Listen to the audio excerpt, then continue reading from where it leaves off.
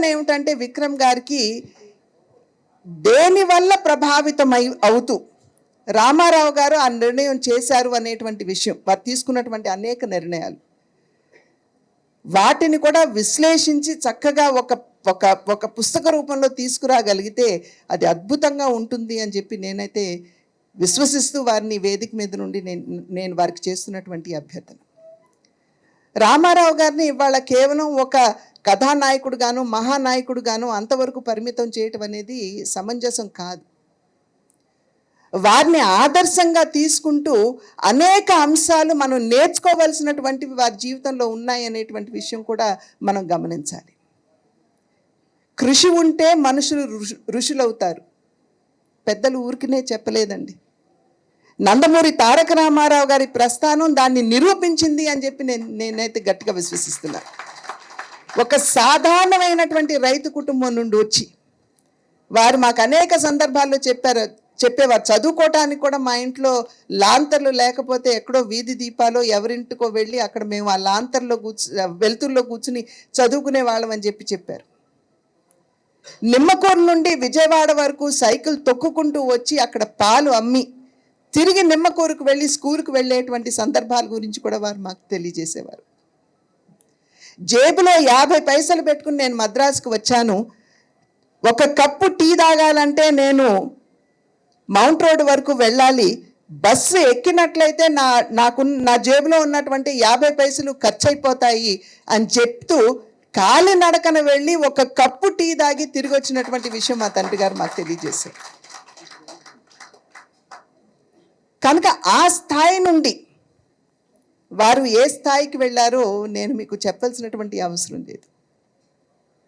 కనుకనే కృషి ఉంటే మనుషులు ఋషులవుతారు. ఏనాడు వారు బాధపడలేదు, నేను ఇంత ఇబ్బంది పడ్డాను అనేటువంటి బాధ వారికి ఎప్పుడూ లేదు. కానీ ప్రతి ఇబ్బంది నుండి పాఠాలు నేర్చుకుంటూ వారు ముందుకు వెళ్ళారు అనేది మాత్రం ఇది వాస్తవం. అదేవిధంగా అంకిత భావం, తాను నమ్ముకున్నటువంటి రంగం, ఆ రంగాన్ని నమ్ముకుని వచ్చినటువంటి సందర్భంలో అంకిత భావంతో ఆ రంగానికి చేసినటువంటి సేవ.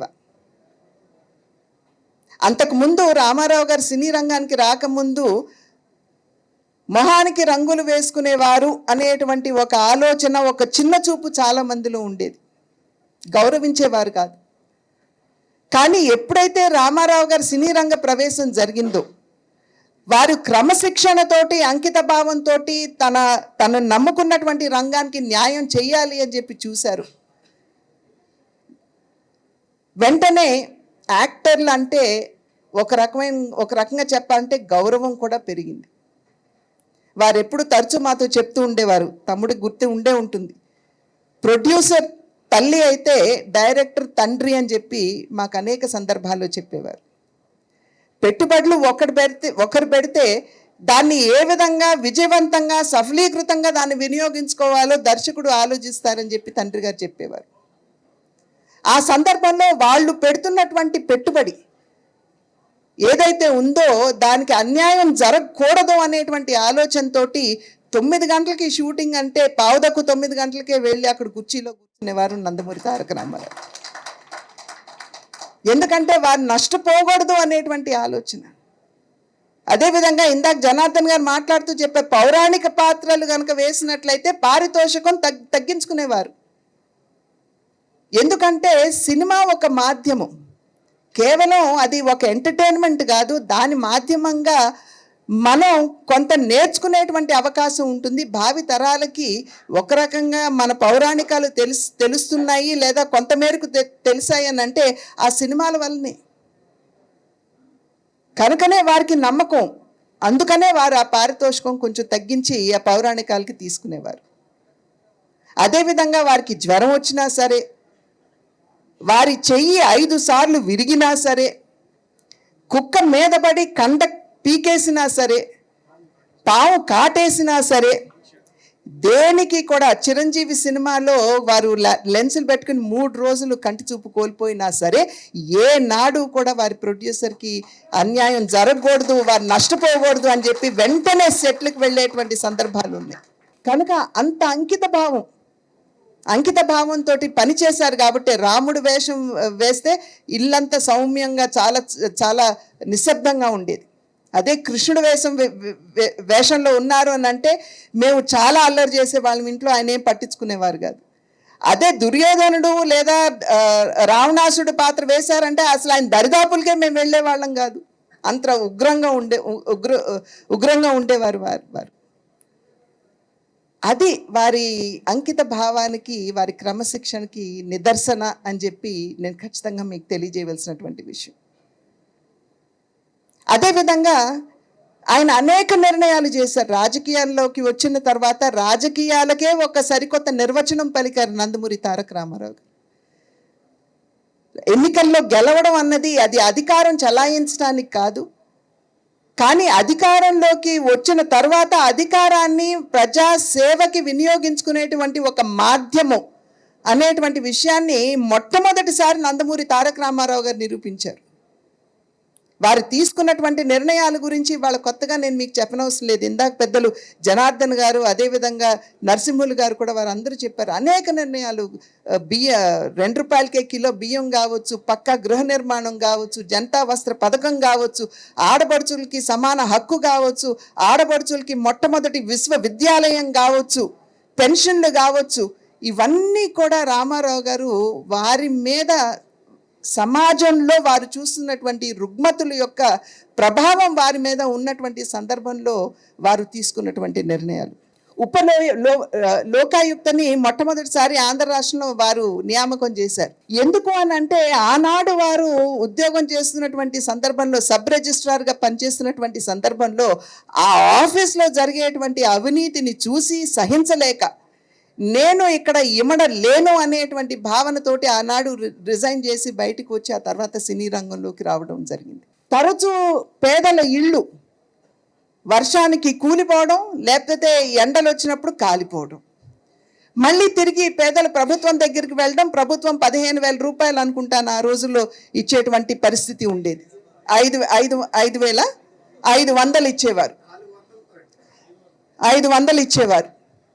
కనుక ప్రతిసారి పేదవాడు ఈ రకంగా నష్టపోతున్నటువంటి సందర్భంలో పేదవాడికి పక్కా గృహ నిర్మాణం చెయ్యాలి అనేటువంటి భావన, అది దాని యొక్క ప్రభావం, వారు తన కళ్ళ ముందు చూసినటువంటి సంఘటనల యొక్క ప్రభావం వారిని ఒక బృహత్తరమైనటువంటి నిర్ణయం తీసుకునే దిశగా ప్రేరేపించింది. అదేవిధంగా చేనేత రంగం 50 సంవత్సరాలు పైబడిన తర్వాత వారు నైపుణ్యంతో కూడినటువంటి గుడ్డ అల్లిక చేయలేరు. వారికి కీళ్ళ నొప్పులు వచ్చి బాధపడుతున్నటువంటి సందర్భంలో ఉభయ కుశలోపరి అన్నట్లుగా వారికి తక్కువ ధరకే, మిల్గేట్ ప్రైస్కే వారికి డై ఇవ్వడం, రంగులో ఇవ్వడం కావచ్చు, లేకపోతే నూలు ఇవ్వడం కావచ్చు చేసి తిరిగి వారి దగ్గర నుండి ఆ బట్ట తీసుకుని జంతా వస్త్ర పథకాన్ని ఫేర్ ప్రైస్ షాప్లో తక్కువ ధరకే బట్ట అమ్మేటువంటి కార్యక్రమానికి నందమూరి తారక రామారావు గారు శ్రీకారం చుట్టారు. ఎంత ఆలోచన ఉన్నదో ఒక్కసారి ఆలోచించండి. చాలామంది అంటూ ఉంటారు వారు పేపర్లు చదవరు, వారికి నిజంగా న్యూస్ అంటే వారికి ఎటువంటి అవగాహన లేదు అని చెప్పి అనుకుంటారు. కానీ ఇక్కడ కావాల్సింది మీడియా న్యూస్ చదవటం కాదండి, న్యూస్ పేపర్లు చూడటం కాదండి. ఇక్కడ కావాల్సింది ఇందాక వారు చెప్పినట్లుగా మానవతావాదంతో స్పందించేటువంటి హృదయం.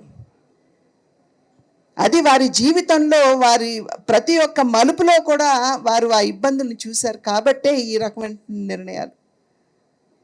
రైతులకి ₹50కి ఆనాడు హార్స్ పవర్ ఇచ్చారు. ఈనాడు ఉచితం అని చెప్పి ఎంతమంది అన్నా ఆనాడు రైతుల్ని ఆదుకున్నది మాత్రం నందమూరి తారక రామారావు గారు అని చెప్పి మనం గమనించాలి. కనుక అటువంటి ఒక మహోన్నతమైనటువంటి ఒక గొప్ప మనిషి గురించి, ఒక మహానాయకుడు గురించి, ఒక అద్భుతమైనటువంటి ఆలోచన విధానం కలిగినటువంటి ఒక మహానాయకుడిని ఇవాళ స్మరించుకోవటం మాత్రమే కాకుండా అసలు చరిత్రనే మలుపు తిప్పినటువంటి ఒక సంఘటన. ఇందాక మాట్లాడుతున్నటువంటి సందర్భంలో నాకంటే ముందు మాట్లాడినటువంటి వక్తలు చెప్పారు, ఏముందులే మనం తొలగించేస్తాము, అతను తిరిగి రాగలడా అనేటువంటి భావన చాలామందిలో ఉన్నా కూడా అది సాధ్యమే, సుసాధ్యం, అది సుసాధ్యం కాదు, అది సాధ్యం అని చెప్పి నిరూపించినటువంటి వారు నందమూరి తారక రామారావు. ఆ తండ్రికి ఏ రకంగా ఏమి చేస్తే మేము నిజమైనటువంటి నివాళి అర్పించినట్టు అవుతుందో నాకైతే నిజంగా తెలియదు. కానీ నా జీవితంలో నేను వేసేటువంటి ప్రతి అడుగులో నా తండ్రి నందమూరి తారక రామారావు గారి ఆశీస్సులు నన్ను వెన్నంటి ఉన్నాయని చెప్పి నేను గట్టిగా నమ్ముతాను. పార్లమెంట్లో వారి విగ్రహ స్థాపన నేను చేయించగలిగిన, అదేవిధంగా వారి జన్మదినాన్ని 100 సంవత్సరాలు పురస్కరించుకుని వారి పేరు మీద వెండి నాణ్యం తీసుకురాగలిగిన, అది పైనుండి వారు నా చేత చేయించారేమో అని చెప్పి నేను భావిస్తాను. అది నిజంగా ఆ తండ్రికి నేను కృతజ్ఞతా భావంతో చేసినటువంటి విషయం అని చెప్పి నేను తెలియజేసుకుంటూ, ఆ తండ్రి ఆశీస్సులు ఎల్లప్పుడూ ఇదే రకంగా నా మీదే కాదు, మా కుటుంబం మీదే కాదు, మనందరి మీద ఉండాలి అని చెప్పి ప్రార్థిస్తూ, నాకు ఇంతటి చక్కటి సమావేశంలో పాల్గొనేటువంటి అద్భుతమైనటువంటి అవకాశాన్ని ఇచ్చిన సోదరులు జనార్దన్ గారికి, విక్రమ్ గారికి పేరు పేరున నా ధన్యవాదాలు తెలియజేస్తూ, ఏకేనాపి సువృక్షేణ పుష్పితేన సుగంధిన వాసితం తద్వనం సర్వం సుపుత్రేణ కులం తథా అన్నారు పెద్దలు. అంటే అడవిలో వేలాది చెట్లు ఉండొచ్చు, కానీ అవన్నీ కూడా నిరుపయోగమే. సువాసనలు వెదజల్లేటువంటి పువ్వులు ధరించేటువంటి చెట్టు ఒక్కటి ఉన్నా చాలు, ఆ వనమంతా కూడా సుగంధమయం అయిపోతుందని చెప్పి పెద్దలు ఏదైతే చెప్పారో, ఆ మహనీయుడు మనకి ఒక గుర్తింపు, తెలుగు జాతికి ఒక గుర్తింపు, తెలుగు జాతికి ఒక చరిత్ర, ఒక సంస్కృతి, ఒక భాష ఉన్నది అని విశ్వానికి తెలియజేసినటువంటి ఆ మహనీయుడికి మరి ఒక్కసారి శిరస్సు వంచి నమస్కరిస్తూ నాకు ఈ అవకాశాన్ని ఇచ్చిన మీ అందరికీ ధన్యవాదాలు తెలియజేసుకుంటూ సెలవు తీసుకున్నాను. జై హింద్. హిట్ టీవీ యాప్, ఇందులో short news, live news, entertainment shows, movies, digital magazines తో పాటు మీ జిల్లా వార్తలను కూడా ఫ్రీగా చూడొచ్చు. ఇంకెందుకు ఆలస్యం, వెంటనే హిట్ టీవీ యాప్ ని డౌన్లోడ్ చేసుకుని ఫ్రీగా ఎంటర్టైన్మెంట్ పొందండి. Hit TV app. Hit TV app. Please download hit TV app. Hit TV app ని ఫ్రీగా డౌన్లోడ్ చేసుకుని ఎంజాయ్ చేయండి. మీకు నచ్చిన ఎంటర్టైన్మెంట్ కోసం హిట్ టీవీ యాప్ ని ఫ్రీగా డౌన్లోడ్ చేసుకుని ఎంజాయ్ చేయండి. హిట్ టీవీ యాప్ ని డౌన్లోడ్ చేసుకుని ఆస్వాదించండి, ఆశీర్వదించండి. ఇంతమంది సెలబ్రిటీలు హిట్ టీవీ యాప్ ని డౌన్లోడ్ చేసుకోండి అని చెప్తున్నారంటే ఎంత మంచి యాప్ ఆలోచించండి. అమెరికా అమెరికా అమెరికా అమెరికాలో చదవాలనుకునే వాళ్ళకి విశ్వసనీయమైన పేరు మన శౌర్య కన్సల్టెన్సీ. UK లో 1 year masters, UK లో 1 year masters, 2 years work permit up to 5 years visa. Contact Saurya Consultancy. Contact 89851 89851.